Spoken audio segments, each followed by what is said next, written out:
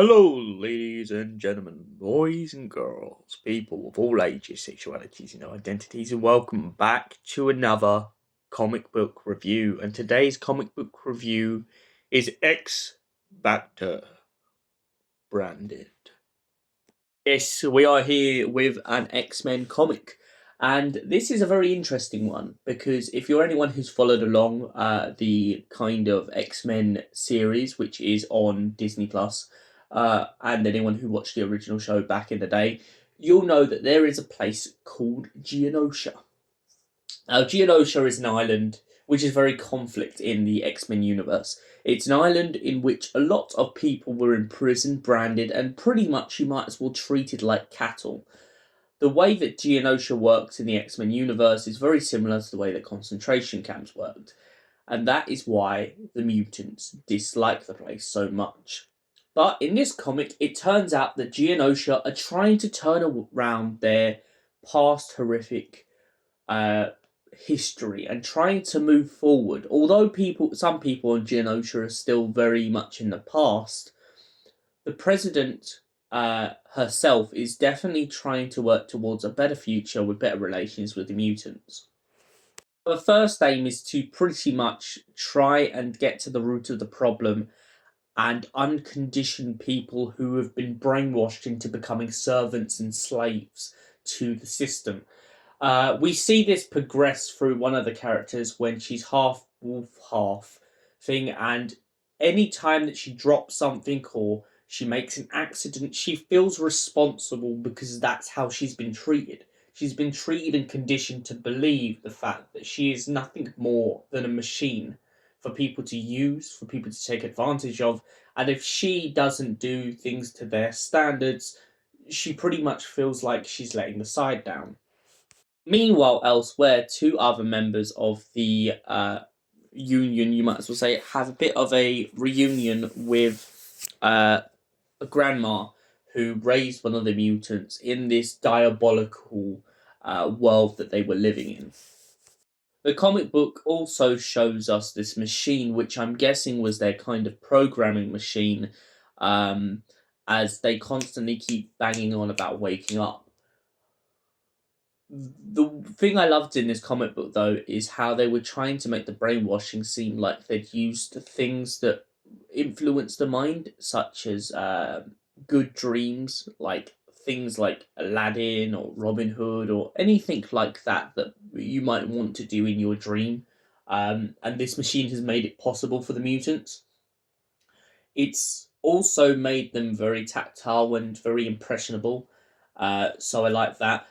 The other thing I liked, though, in this comic book is we've kind of seen two sides of the argument. On one side, we've seen the humans who have taken the mick out of the mutants, but on the other side, we've found a mutant who aims to destroy his fellow brethren and sisters on the basis that he remembers all the torture he put them through. By the sounds of it, this mutant must have been given a kind of leeway in the old regime, in the fact that they must have let him off or them off so long as they brought mutants in and let them be enslaved. This mutant, knowing how many people died in the process, is kind of resenting in this comic book and pretty much makes a big statement in the comic book about the fact that the only way they will ever get past their regret is to destroy other mutants.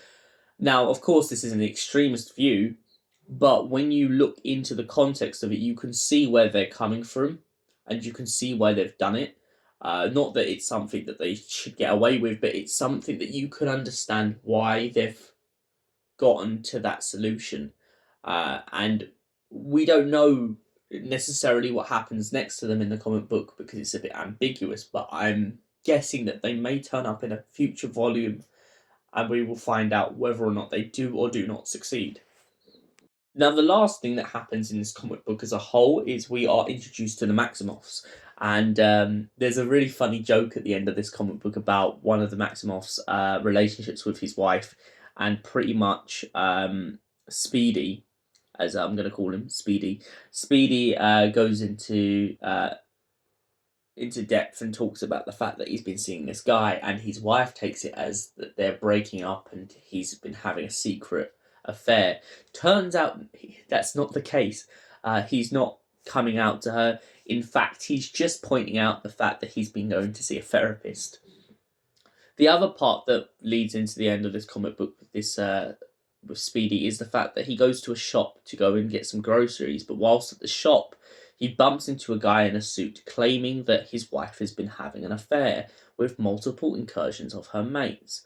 He's been taking all these pictures and been claiming that he's going to publish them, and Speedy points out to him that if he ever does such a thing, he will not think twice about ending his life. And the reporter at first doesn't believe a word of this, but then Speedy mentions his mutant powers, and you can really start to see the fear drudged in.